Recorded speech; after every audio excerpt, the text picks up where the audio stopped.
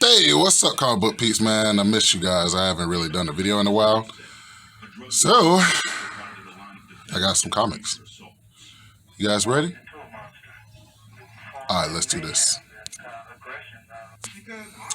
And this episode of Direct Edition is brought to you by Lips by Kimmy, Cooking KD, and my fake Darkmall from China. Alright, so you know how we doing these videos. It's been a long time coming. Let's get into some comics. So we're going to start off with a Fred Hall Direct Edition main event. And this book is not worth nothing. You know, maybe like $3 or, $5. Or, if you order off the internet, it's going to be $5, but you can find it in a $quarter bin. But I've never seen this cover. This is New Warriors number 44. Namorita cover in blue. I mean, this cover is beautiful and awesome. I hope this book takes off because this is a jewel, man. Look at that. It's like one of the first cosplays. Not one of the first, but one of the first cosplays that I've seen in an earlier comic, and I've never seen this comic. It is absolutely beautiful. I was flipping through the comics and I was like, New Warriors, huh? Because I got a couple of them. But when I saw this one, I went ape nuts and giggled like a dolphin. This is one of the most beautiful covers I've ever seen. So very cool Namorita cover. I didn't know that Marvel had it in them back in the day to do this kind of cover. And yeah. All right, let's keep going. So this is your indie corner. We're going to do the indie corner and some of the main events very early. And this is Shadowhawk 2, number 1 of 3. And the good thing about this book is just the cover, man. That cover, that black, is awesome. That's some nice Black Panther black. That's very, very nice. That's like blackety black, charcoal black. That's really nice. No color breaks, no nothing. Whoever had this comic book really took care of them. Matter of fact, all of them that I picked up, they really took care of them. Because, if I see a tick, that's not it. That's my new logo. If I see a tick, that's not it. All right, but let me show you why this book is so cool to me. Now, here you go. If you allow my 6 fingers to interrupt your video, I got to be very careful because this book is very well taken care of. But look at that. That's why it's so awesome to me, because it's one of those typical 90s just awesome covers. In the 90s, they did these foil covers, that was just awesome. And yeah, that's the cool thing about this comic. All right, let's keep rolling. So usually my videos end in main events, but no, we're beginning with main events. This one is a main event. I hope that it catches on. This is such a beautiful Namorita cover. And this one took me by surprise. I was like, Batman, Beyond Unlimited, number 13. I don't have any Batman Beyond Unlimited. It was only $1. And it's number 13, so I shouldn't have any kind of inclination to pick this up because it's not a number 1. It's not a key issue from what I thought. But the Jokerized cover is what drawed me to it. The, Joker drawing on his face, that drew me to it. So I said, you get buy 5, get 5. So this one was absolutely free. It was only $1. But when I took it home and I opened it up and I took it to eBay, this book is hot because it's the first appearance of a old Harley Quinn. I'm not going to say old lady Harley Quinn, but an old Harley Quinn. She's a grandma in this book. It tripped me out. She was foul-mouthed. Her granddaughters was foul-mouthed. It was a pretty good book, and man, I only picked it up for $1. And when I saw the price of the book, man, this book goes for 30 and up. I was like blown away. 30 and up, especially in this condition. So this is one to look out for. I never even knew about this book, but for some reason I said, let me just go ahead and pick it up for the collection. And yeah, I was glad I did. This book paid for 75% of the haul. So very awesome. There you go, main event. First old woman Harley. Let's do this. Okay, so let's do some earlier X-Men, and we're probably just going to keep it live because I got a bunch of them. But this is part of X-Men history, and these are part of the Uncanny X-Men run that I didn't have, so I was glad to pick these up. And I picked these up, you guys, for $2. You don't find Uncanny X-Men way back in the day for $2. They're running you at least $5, so let's look at them. So this one is Uncanny X-Men versus Brotherhood of Evil Mutants, number 225. Cool cover. This is Uncanny X-Men number 230. Long Shot versus some Ghost. Then we got Uncanny X-Men 231. Colossus versus the demon that's always after Magic.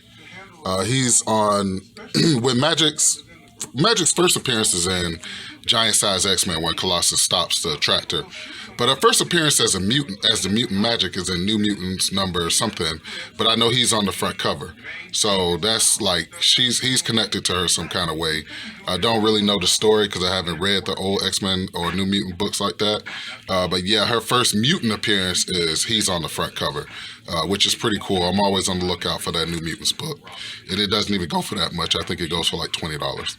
So that's 231. Look at this one. Awesome cover. Beautiful cover. 232. The Brood. Look at this. Let's do this. 233. Brood throwing a car at Colossus. Wow. That's awesome. Let's go with 236. That's Wolverine and Rogue in Genosha. That's the first time they went to Genosha. This is before the Extinction Agenda. You would have the Extinction Agenda later on after that. And now looking at the comic book cover, look, it's a photo cover.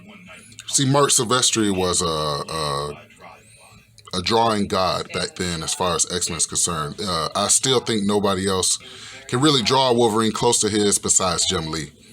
So very cool. All these are direct editions, so very cool. But this is the prequel. This is almost the beginning of what did I say?